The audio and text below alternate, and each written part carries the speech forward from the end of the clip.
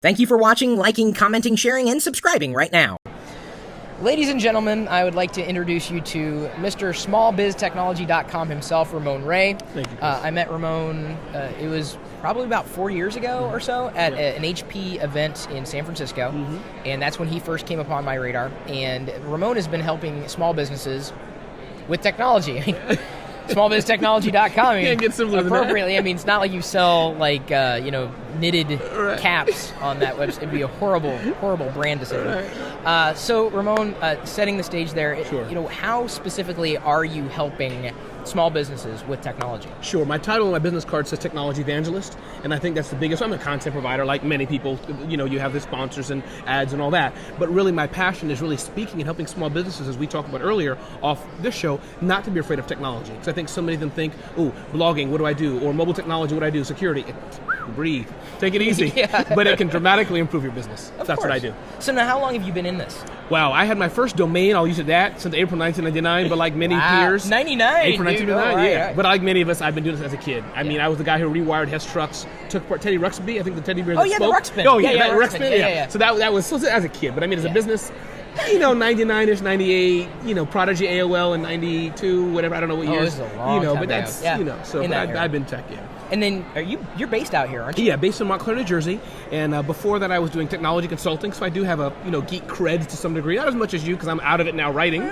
But I still. So you're primarily doing writing? No, primarily. So I produce events. Okay. I'm a writer and a speaker. Okay. But I was adding before that, though. I did have my own technology consulting business, so I do know hands-on.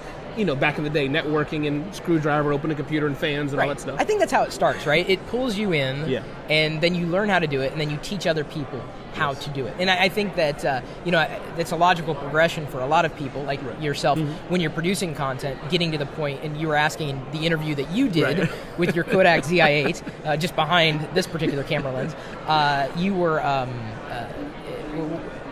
We're talking about what small businesses can do. Why? And you were saying about educating. Educating. Sure. And you were asking me. Sorry. Right. Thank you.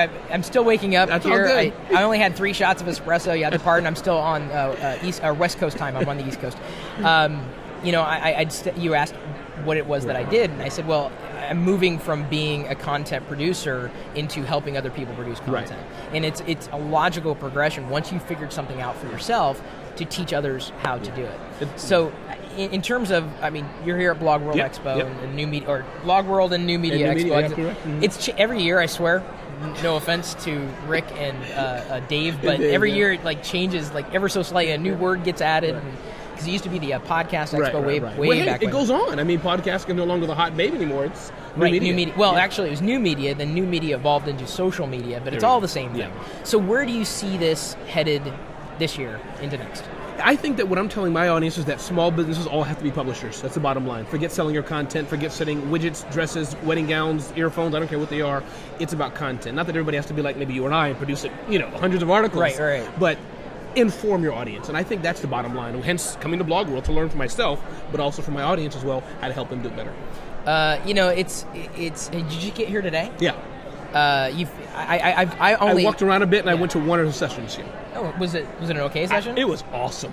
This session was about I forgot what it was about, but it was a young lady who was there. Maybe you need the espresso too.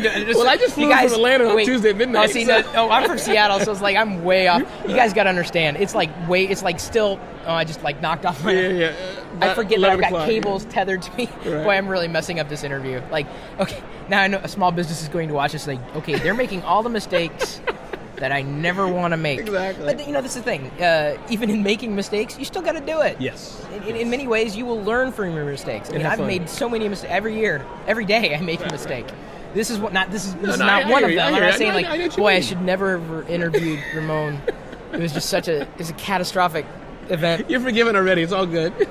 I see a lot of different faces, young, old. It's been an interesting mix, at least from my vantage point of people milling around. Do you find, though, even in going to the sessions, even if you can't remember what you watched, do you find more interest in terms of business, from a business perspective, more happening in the hallways or in the sessions themselves? I think it's the sessions. Again, I just walked in and saw a few sessions, and I've been here, so I think I have at least a short an unscientific viewpoint, but I think it's happening in the sessions. I mean, the speakers there were great. Afterwards, there were tons of questions. When they got off the stage, I was one. People flooded them with questions. I may hire my consultant on social media from one of the speakers. So I think deals are happening there because these are darn good people. Dave and the other co-founder have done a great job in bringing together, I think, a good community of not smoke blowers, but really good people who know their stuff. So if you had 3 suggestions, tips, or whatever, for small businesses who maybe have not embraced the web, the internet. I mean, we're talking like way small businesses, right? They barely have a website. They don't really know about Yelp. They don't understand the power of social media. 3 tips to get them going, get them over that hump of no longer being afraid of technology. What would they be? Sure, I would say 3 things. I would say, and I'm not a consultant, but I would say hire someone really, sit down with them for an hour or 2, because you really need an hour or 2, even 3, deep dive by yourself to just give you an overall overview of what this stuff is about, how it affects your business. Point 2, maybe even before that, know where you are now and where you want to go. And I mean, if you're not serious, the consultant will see that and tell you it's not for you. But hire the consultant, know where you want to go, and then 3, see who is in your circle. If you have employees, maybe it's that secretary who's always online, you're telling her, stop being online, pack boxes. Maybe she should be your new social media person, but find that person preferably closer to you, who you trust, who can help advance you. So, hire the consultant, know where you want to go, and look for in your own circle, your own community, who can help you do it. I would recommend, if not the same things, like something very, very similar. So it's very appropriate that if you're not online, even if you don't have a business that is online, if you're not online, you're really not in business anymore. I mean, not to say that brick and mortar is a problem. I rely on brick and mortars all the time, but I also go out to, for instance, I need some low-level, what do they call it, like low-grade electrical work done in my house. I saw your tweet. Exactly. So I crowdsourced. I said, I need to find a local, and I had to reiterate. And you said license, which is interesting. License and good, we made 3 criteria. I want to make sure they were licensed. I didn't want to work a day. I wanted to make sure they were credentialed, and knew what they were doing. Because I'm having an issue with an audio cable that I think is within the wall. I'm like, I could dig in it, but it would not look pretty. Of course. And then I realized I had a couple other things that I wanted to do, including an upgrade of my furnace controllers, the thermostats. They made one. Someone sent me a link of, hey, it's a Wi-Fi enabled, iPhone app enabled thermostat. I'm like, I'm in. That's for me. That's me. All right. It wouldn't be Chris if you wouldn't. Oh, dude, I'm like totally going to do that. So, and I wanted to have that done as well. So a couple of those things, and I tweeted out or posted on Facebook, LinkedIn, all the way through, to try to connect with someone that way, using the lazy web, as it's been termed for quite a while, to be able to find what it was that I was looking for. So within my small circle in Seattle, and I would say it's relatively small because I'm all over the place, but looking specifically for locals, if those businesses aren't connected or aren't paying attention, and if an electrician was watching, they'd be like, dude, talk to us, man, contact us. I did that a couple weeks ago. I'm like, the first pizza place to tweet back will get my business. Well, it was 2 hours later, I'm like, I'm hungry. So I ended up walking into a store and getting them, but by then, it was too late, but 2 pizza places, because other people said, hey, you got to contact Chris right now because you'll get his business. It was only $15 or whatever. Good. Of course. But if you're not making those connections, people are trying to make those connections with you, whether you're a brick and mortar or you consider yourself an online business. I think that's where the tools come into play, because even people who may have missed, like in this case, it's not a knee-jerk reaction, but things like Nutshell Mail and others, because I know some people are thinking, oh my God, I have to be all day long. No, you don't have to. No. There's tools that will help you once a day or once a week. You may lose. That's not too good, but once a day, it'll give you a summary. So the tools are out there. Yeah, you just gotta find them. In fact, I think I've been happiest with, in terms of receiving the keyword searches that I'm looking for from Twitter. Co-tweet Enterprise has worked very, very well. I get an email summary once an hour, actually, is one because I get a lot of information coming in.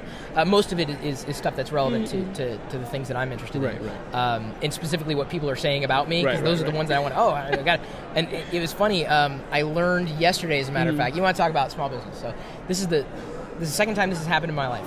I wrote a book in 1999-ish about email publishing. Well, there's a company called Exact Target. Yeah, of course. And they're actually across the and they're huge company, apparently close to 1,000 employees. They're about to go public. Huge company. So I get this tweet from Chris Baggett yesterday. Baggot. That's his last name. He tweeted out. He says, "Hey Chris, you're at Blog World. I'd like to meet you. You literally changed my life." And I'm thinking, okay, was this a good or a bad thing? I've had people meet each other in the chat room and get married. I didn't know what it was.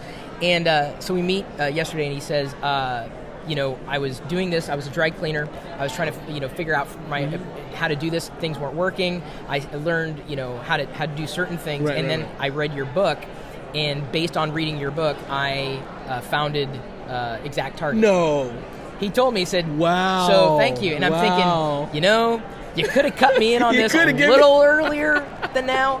I would have bought in. I know, man. That's nice. And now, of course, he's gonna retire a happy man. And even going back to small business, even email marketing, many of them are not doing even that simple thing well. I mean, that's 101. And a lot of that email marketing can even be managed by like Facebook. Absolutely. I mean, you can directly connect with and not have to worry about a lot of that infrastructure that you had to worry about like decades ago. Correct. Well, I guess we're encroaching upon decades ago. I was doing front page and saving it every 5 minutes and FTPing it, and that was blogging for me. Wow. I didn't know what else to do before. That's what it was. But then I moved to blogger.com weeks or years, whatever, after that. So wow, front page. Okay, you are certifiable.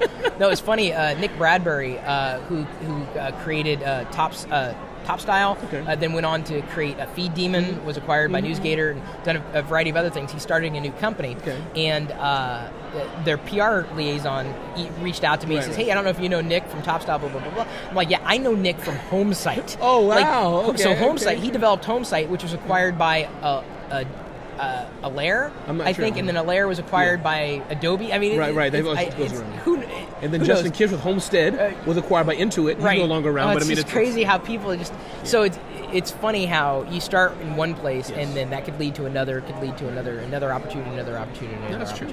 So yeah, part of doing this small business thing is also inspiring other people and looking to other people, even if they have nothing to do with your business specifically. You can always draw inspiration from people who are doing things. Absolutely. So, anyway, Ramon. Listen, Chris, thank you. No worries. Great spending time with you today, man. Absolutely. I know people think we're twins. They do, except for the glasses. You're so I think it's different mine. So. No, I think I need an upgrade in style now. Actually, no, they're pretty close. a little bit. I mean, this shape doesn't make me look so. I remember I had these, gigantic. Yeah, I remember. That's just your card. Yeah, the card's still way old. I know I need to upgrade we know you by it. that though. I need to upgrade Thank you, Chris. Yeah, thank you, Ramon.